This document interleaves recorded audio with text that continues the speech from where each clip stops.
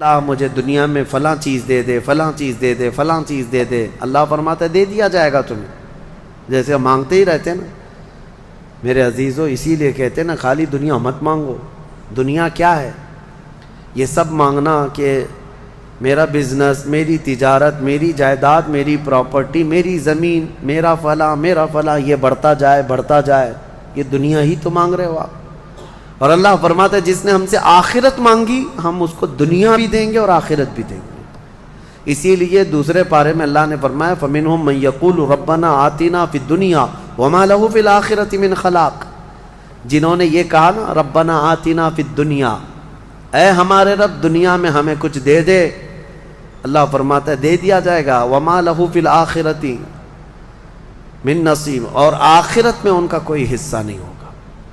من خلاق، آخرت میں کوئی ان کا حصہ نہیں ہوگا۔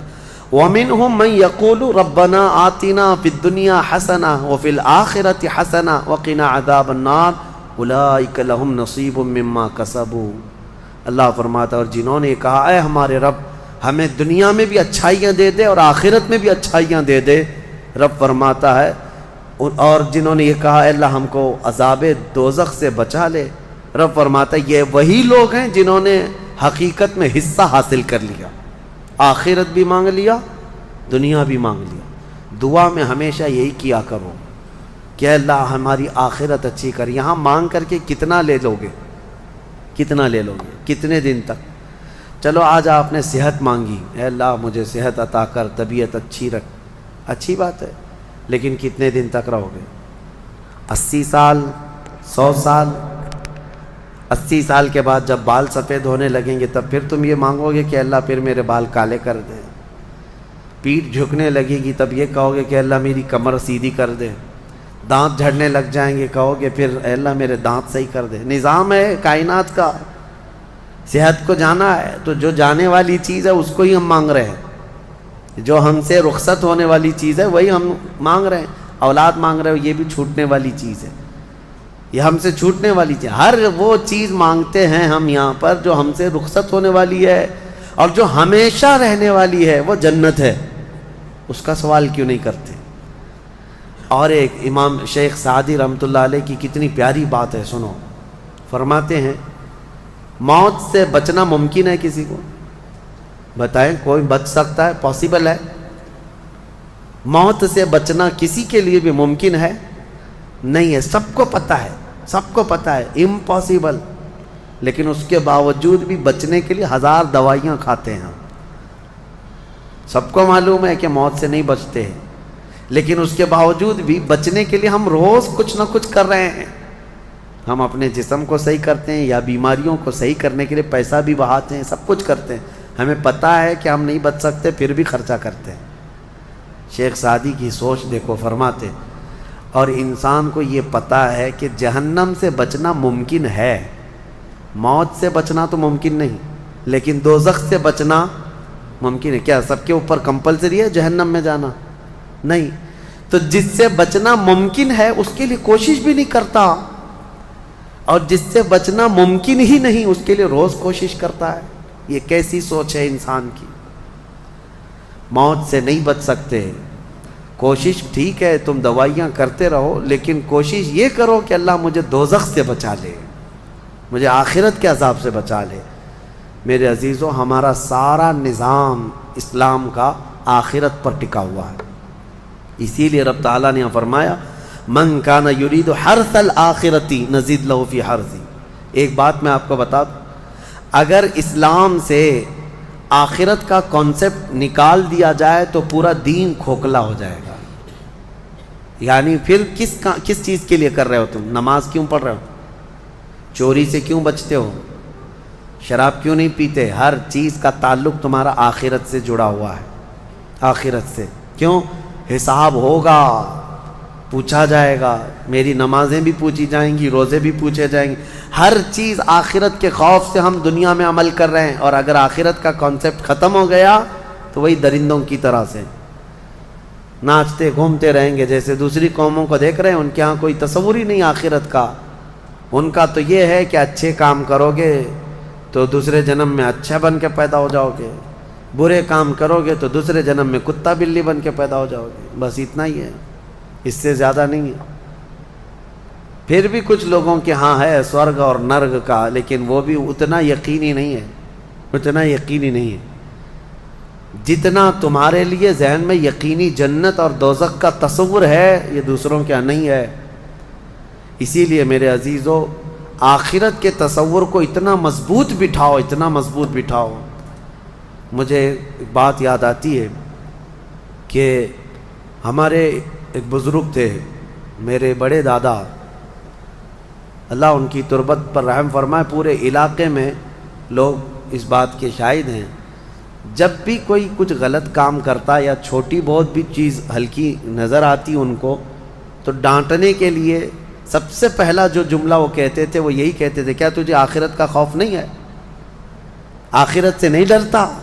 یہ ایک جملہ اکثر ہر کام پر، نماز کے سلسلے میں ہو یا کسی کو کہیں پر گپے لگاتے بیٹھے ہوئے دیکھتے تو یہ کہتے آخرت کا ڈر نہیں ہے۔ یہ ان بزرگوں کا شیوا رہا ہے، اولیاء اکرام کا طرہ امتیاز رہا ہے کہ وہ اپنے سارے اعمال آخرت کے خوف پر رکھے ہوئے ہیں۔ حضرت حاتم اصم رضی اللہ تعالیٰ عنہ بڑے پائے کے بزرگ ہیں، فرماتے ہیں نماز جب پڑھتے تھے تو کہتے میرا تصور یہی ہوتا ہے، میرا تصور یہی ہوتا ہے کہ موت میرے گردن کے پیچھے، ملک الموت یہی ہے، یہ سوچتا ہوں کہ اب آخری نماز ہے، میری آخری نماز ہے، اور دونوں طرف میرے جہنم کے گڑھے ہیں، ادھر بھی ادھر بھی، میں اگر تھوڑا سا بھی ہل جاؤں تو ہو سکتا ہے ادھر کے گڑھے میں یا ادھر کے گڑھے میں، اور پیچھے ملک الموت ہے اور سامنے رضائے الہی ہے اور جنت ہے، میں بڑھنے کی کوشش کر رہا ہوں۔ اس تصور کے ساتھ وہ نماز پڑھتے تھے، اس تصور کے ساتھ، اور سجدے میں جاتے تو یہ کہتے کہ میرا آخری سجدہ ہوگا، ملک الموت پیچھے ہی کھڑا ہے میری گردن کے پاس، اور اگر میں تھوڑا بہت ہل گیا تو ادھر بھی دوزخ ہے، ادھر بھی دوزخ ہے، سامنے کی طرف مجھے پورا تصور جمانا ہے، رضائے الہی ہے اور جنت میری یہاں ہے۔ تو ان کے سارے تصورات ہر کام میں آخرت پر ڈیپینڈ تھے۔ میرے عزیزو، آج لوگوں میں جو بد عملی آئی ہے اس کی ایک بڑی وجہ یہی ہے، ہمارے بچوں میں اور نوجوانوں میں آخرت کا ڈر کم ہو گیا، ڈر کم ہو گیا۔ یہ جتنے بھیانک بھیانک گناہوں میں آج ملوث ہیں، ان کو ڈر نہیں ہے، ان کو خوف نہیں ہے۔ میں ایک بات بتاتا ہوں، پچھلے زمانے کی ایک بات ہے کہ ایک پرہیزگار شخص تھے، متقی تھے بنی اسرائیل میں، ایک خاتون جو فحش کاموں میں ملوث رہتی تھی، طوائف تھی یا جیسی بھی، وہ آئی اس عابد کے پاس، یہ پرہیزگار شخص تھا۔ یہ جب آئی تو کہا کہ رات گزارنے کے لیے میرے پاس کوئی ٹھکانہ نہیں ہے، باہر ٹھنڈی اور بارش ہے، مجھے تھوڑی سی جگہ دے دو۔ اس عابد نے رحم کھا کر اپنے گھر میں، عورتوں کے رونے پر کبھی شیطان داخل ہو جاتا ہے، مدد کے لیے عورت رونا دھونا جب کرتی ہے تو اچھے اچھوں کا ایمان ختم ہو جاتا ہے۔ وہ عورت رونے لگی کہ میرا کچھ کوئی سہارا نہیں، بارش میں بھیگ جاؤں گی، میں تڑپ تڑپ کے ختم ہو جاؤں گی۔ اس عابد شب زندہ دار اس نے اپنے خانقاہ میں جگہ دی تھی۔ جب رات ہو گئی تو وہ عورت آئی اس کے سامنے آئی اور عریانیت کے ساتھ عجیب و غریب حرکتیں کر کے اس کو گناہ پر ابھارنے لگی۔ وہ عابد تنہا تھا، وہ قریب آیا، اس کے بعد پوچھا کیا چاہتی ہے؟ کہا چل کوئی نہیں ہے رات میں، کوئی نہیں ہے، ہم لوگ اپنے جسموں کی سکون حاصل کر لیں۔ اس عابد نے کہا کہ ٹھیک ہے، میں اس سے پہلے تھوڑی دیر میں بھی آتا ہوں، خواہش ہے تیرے ساتھ آ جاتا ہوں، سوتا ہوں، لیکن اس سے پہلے میں دیکھتا ہوں۔ اس نے کیا کیا، گھر میں جو چراغ جل رہا تھا، بہت اس وقت مشعل جلائے جاتے تھے، کرنٹ تو نہیں، لائٹ نہیں، مشعل جو جلائے جاتے تھے، اس نے وہ مشعل کو قریب کیا، پہلے اس میں اپنی انگلی لگایا تو چمڑی جل گئی، ہاتھ جھٹکنے لگا۔ وہ خاتون تیار کھڑی تھی، پوچھنے لگی کہ کیا کر رہا ہے؟ کہا رک جا، دیکھ رہا ہوں۔ تھوڑی دیر کے بعد دوسری انگلی آگ میں لگایا، چمڑی جل گئی۔ پھر اس کے بعد وہ اسی طرح جلاتا رہا انگلی کو۔ اس خاتون نے پوچھا کہ کیا کر رہے ہو تم؟ اس عابد نے کہا میں دیکھ رہا ہوں، اس آگ کو میں برداشت کر سکتا ہوں تو پھر ٹھیک ہے، میں یہاں مزے بھی کر لوں گا، اس لیے کہ جہنم کی آگ اس سے 70 گنا زیادہ تیز ہے، میں نے سنا ہے۔ دیکھ رہا ہوں کہ یہاں کی آگ میں برداشت کر پاتا ہوں۔ 2 انگلیاں سامنے کیا، 3 انگلیاں کیا، 4 انگلیاں جب مشعل میں لگایا تو پورا چمڑا جل کر کے صرف انگلیوں کی ہڈیاں کالی ہو کر رہ گئیں۔ ہاتھ پورا چمڑا لٹک گیا، پورا ختم ہو گیا، ہاتھ پورا جلا رہ گیا۔ وہ عورت چیخ مارنے لگ گئی کہ کیا کر رہا ہے، چمڑے کے جلنے کی بو آنے لگ گئی۔ اسی اثنا میں وہ عورت چیخ مار کر کے باہر نکلتی ہے کہ بچاؤ مجھے، بچاؤ، یہ پاگل ہو گیا، پاگل ہو گیا۔ بادشاہ کی پولیس وہاں سے گزر رہی تھی، آئی اور اس نے پوچھا کہ کیا ہوا ہے؟ کہا کہ اس عابد نے میری عزت پر حملہ کر دیا۔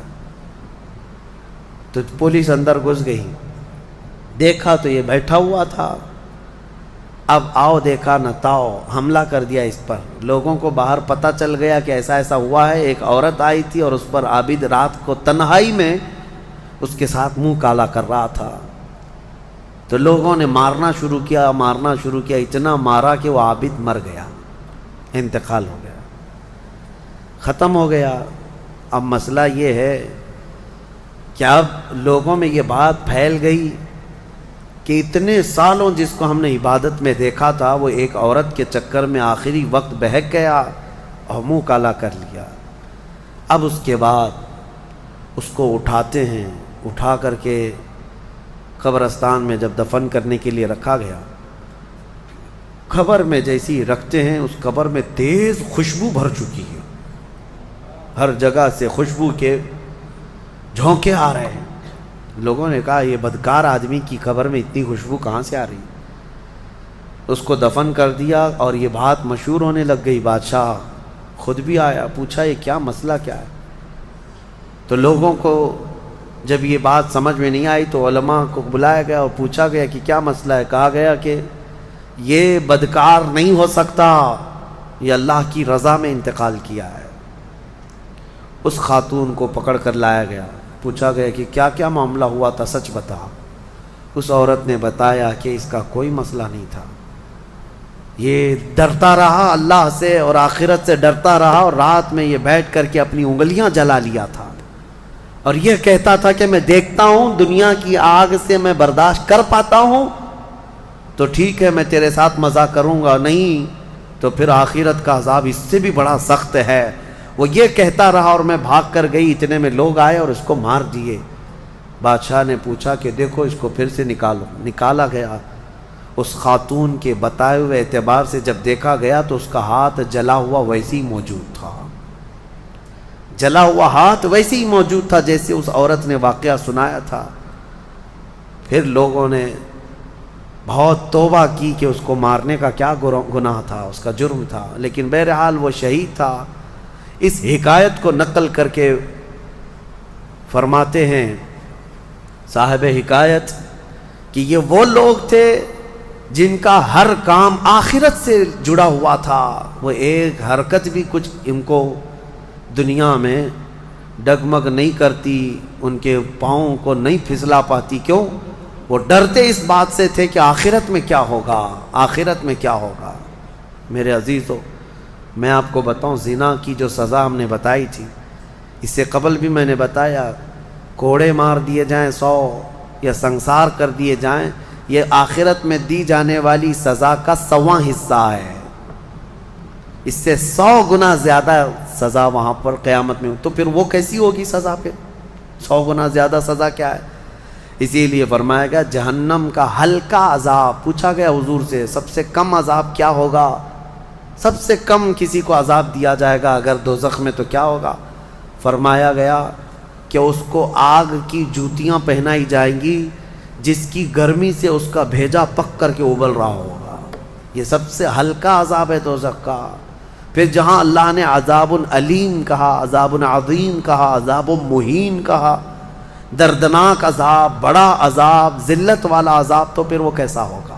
بہرحال خلاصہ کلام میرا یہ ہے، آج ہم نے تلاوت میں یہی پایا کہ اے لوگو تم آخرت کے تصور پہ جیتے رہو، دنیا فانی ہے، دنیا فانی ہے، حساب کا ایک دن آئے گا۔ فَمَن يَعْمَلْ مِثْقَالَ ذَرَّةٍ خَيْرًا يَرَهُ وَمَن يَعْمَلْ مِثْقَالَ ذَرَّةٍ شَرًّا يَرَهُ۔ اللہ فرماتا ہے جس نے رائی کے دانے کے برابر نیکی کی وہ بھی دیکھے گا قیامت کے دن، اور جس نے رائی کے دانے کے برابر برائی کی وہ بھی قیامت کے دن دیکھے گا۔ آخرت آخرت آخرت، اپنے بچوں میں بھی ڈر اسی بات کا ڈالو کہ اللہ کریم کے ہاں حساب ہونا ہے، اللہ کے ہاں حساب ہونا ہے۔ آپ کو بتائیں وہ صحابی رسول جو گھر فجر کی نماز دوڑ کر کے چلے جاتے تھے، حضور کے پیچھے نماز پڑھتے تھے، کیوں؟ صحابہ اکرام نے ان کی شکایت کی تھی کہ یا رسول اللہ یہ نماز پڑھ کے اتنی تیزی سے بھاگ جاتے ہیں۔ حضور نے ان سے کہا پوچھو، ایک دن پکڑو۔ ایک دن انہیں روک لیا گیا، پوچھا گیا کیوں اتنی جلدی چلے جاتے ہو؟ انہوں نے کہا میرے پڑوسی میں، میرا پڑوسی ایک یہودی ہے، اس کے آنگن میں کھجور کا ایک درخت ہے اور اس کے شاخیں میرے آنگن میں بھی آئی ہیں، پکی کھجوریں صبح صبح گر جاتی ہیں آنگن میں، میرے بچے اٹھ جائیں تو کہیں وہ کھجوریں اٹھا کر کھا نہ لیں، اس لیے میں جلدی چلا جاتا ہوں کہ وہ کھجوریں جمع کر کے میں اپنے پڑوسی کو دے دوں۔ یہ آخرت کا ڈر ہے، یہ آخرت کا خوف ہے۔ عزیزان گرامی وقار، اپنے بچوں کو اس بات کا ڈر ڈالو۔ ایک بار حضور پاک صلی اللہ تعالیٰ علیہ وسلم کی بارگاہ میں صدقے کی کھجوریں آئی تھیں۔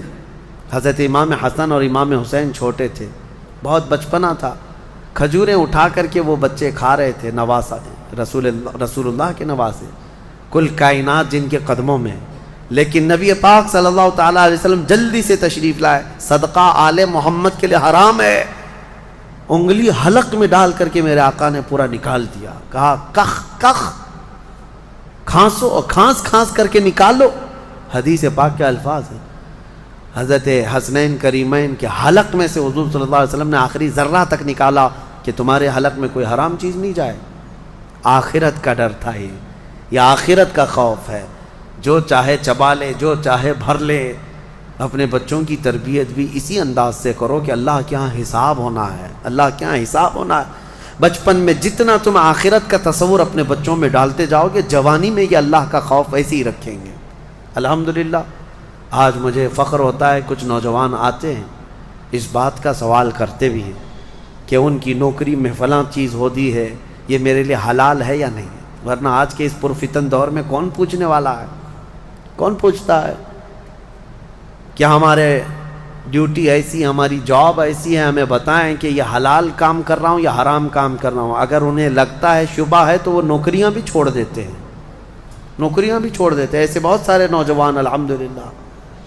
یہ ہوتا ہے آخرت کا خوف جب سوار ہو جائے ذہن میں تو اسے خود بخود یہ فکر ہی سیدھا کر دیتی ہے، کسی اور کی تقریر کی بھی ضرورت نہیں۔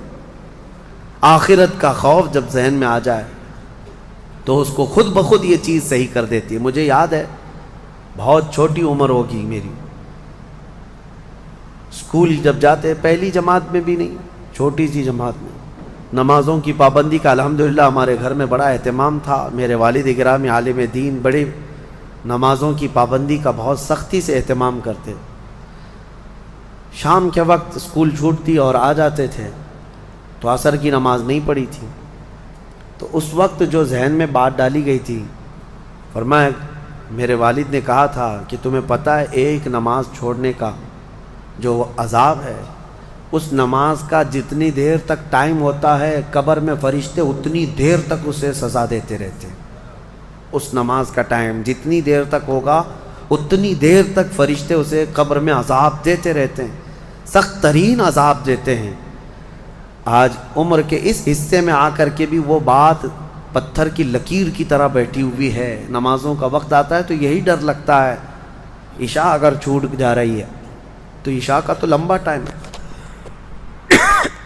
مرنے کے بعد قبر میں اگر عشاء کا پورا ٹائم قبر میں فرشتے عذاب دینے لگ جائیں، کون برداشت کرے گا؟ اسی لیے چاہے سفر میں جائیں، چاہے تھکے ہوئے آئیں، کیسے بھی آئیں، لیکن عشاء پڑھ لیتے ہیں۔ وہ ڈر ہے آخرت کا۔ یہ کیسے آتا ہے؟ والدین اپنے بچوں میں یہ چیز منتقل کریں۔ آپ اس کو ہلکا نہ سمجھیں. بچوں کے ذہن میں جو بات ڈالی جاتی ہے وہ بڑھاپے تک رہتی ہے. اگر آپ صحیح تربیت کے ساتھ کسی کو بڑا کرنا چاہتے ہیں تو سب سے بڑی چیز ہے آخرت کا ڈر. آخرت کا ڈر.